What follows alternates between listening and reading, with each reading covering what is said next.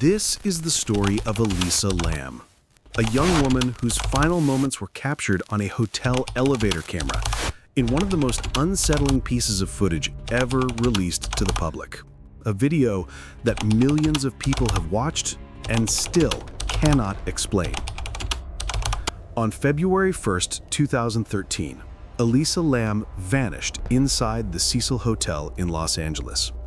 For nearly 3 weeks, no one knew where she was, until the day her body was found floating inside a rooftop water tank in a place she should not have been able to reach under circumstances that still defy logic.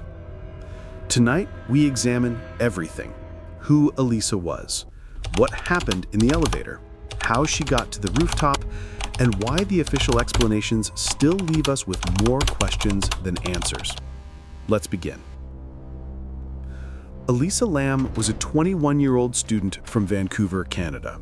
Smart, creative, curious, a little introverted, and deeply introspective.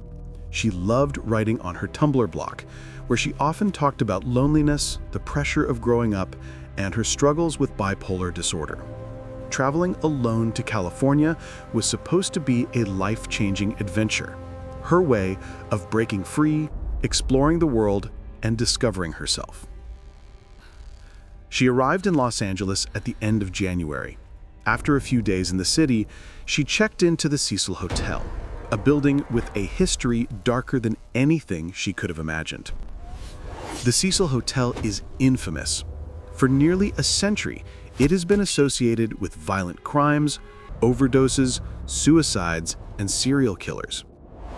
Richard Ramirez, known as the Night Stalker, once lived there. Another serial killer, Jack Unterweger, used the hotel while hunting for victims. Countless unexplained deaths occurred on its upper floors. By the time Elisa checked in, the Cecil had become a mix of low-budget lodging and long-term residence rooms.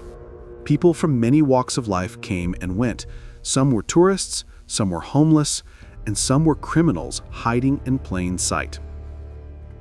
During her stay, Elisa's behavior began to worry staff. At first, she seemed normal, friendly, polite, excited to explore Los Angeles. But within days, reports started coming in. She talked to people who weren't there. She left strange notes for roommates. She claimed someone was following her, and she showed sudden bursts of fear or panic without clear reason. Staff eventually moved her to a private room, saying her behavior made others uncomfortable. But she wasn't considered dangerous, and no one suspected what would happen next. On February 1st, the last known footage of Elisa Lam was recorded. This is the elevator video. In the beginning, Elisa walks calmly into the elevator. She presses several buttons, then steps into a corner as if trying to hide from someone outside. She peeks out quickly, then jumps back inside. She moves her hands in strange, sweeping motions, almost like she's communicating or signaling. She steps out again, then returns. She presses more buttons. She steps out one more time and begins gesturing into the hallway as if reacting to something we cannot see. One of the most disturbing details is the elevator itself. The doors remain open far longer than normal. Even after Elisa leaves, the elevator does not close for an unusually long time. It is as if someone is holding the door, or the elevator is malfunctioning.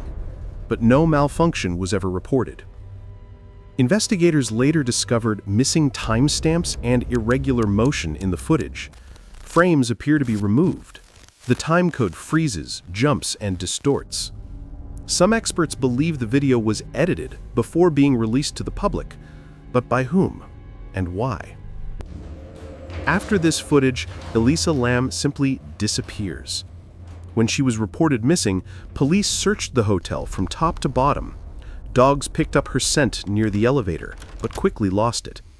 Officers checked stairwells, locked rooms, even the rooftop, but they found nothing. Then the guests began complaining. The water pressure was weak. The water coming from the taps was dark, foul-tasting and smelled strange. A maintenance worker was sent to the roof to check the water tanks. When he opened one of them, he saw something floating inside. It was Elisa. Her body had been submerged for more than 2 weeks. She was naked. Her clothes were found at the bottom of the tank. Her phone was missing, and the lid of the water tank was closed. Immediately, investigators faced impossible questions. How did Elisa get onto the roof? The rooftop door was locked and alarmed. Anyone opening it would trigger a loud alert at the front desk. There was no sign the alarm ever went off. The only other way to the roof was a fire escape ladder, but the climb required physical strength and coordination, things unlikely during a mental health crisis. Then there were the water tanks. Each tank was tall, slippery, and had no easy way to climb up. The opening was extremely small. It would require lifting a heavy metal lid, a task difficult even for trained workers. And once inside, the water level was too low to climb back out. How did Elisa remove her clothes? Why were they found deep below her? Why were there no signs of her trying to stay afloat? And one more detail. Why did the dogs lose her scent near the elevator and the window leading to the fire escape, but nowhere else? Several theories emerged. The first theory is mental health crisis. Supporters believe Elisa's bipolar disorder may have triggered hallucinations or panic, causing her to climb to fire escape and enter the tank.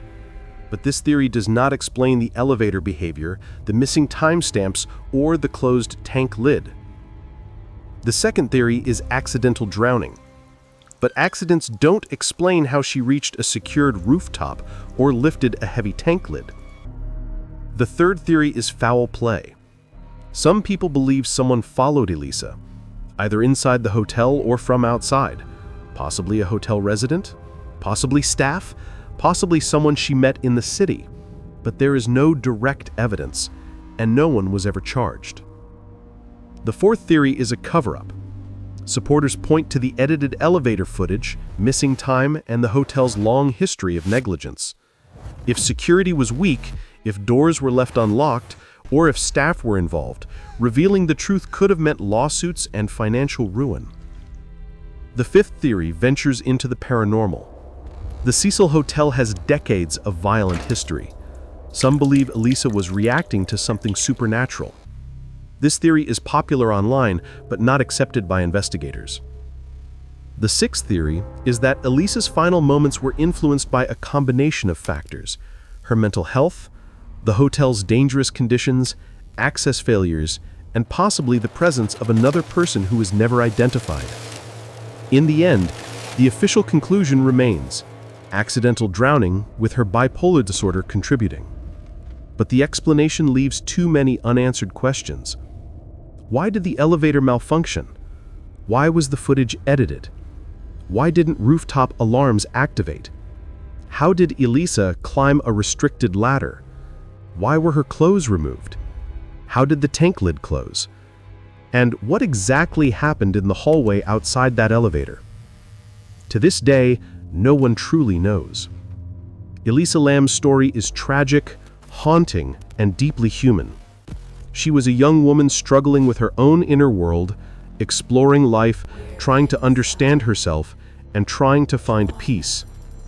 Her final moments captured the attention of millions, not because of sensationalism, but because something about her case feels unfinished, unresolved, and painfully mysterious. As we close this investigation, we return to the elevator footage. A moment frozen in time. A young woman stepping out into a hallway, reacting to something invisible, and disappearing into a story that has never been fully told. What do you think happened to Elisa Lam? Was she running from something real, something imagined, or something the camera could not capture? The truth remains submerged, like the water that held her for those final silent days.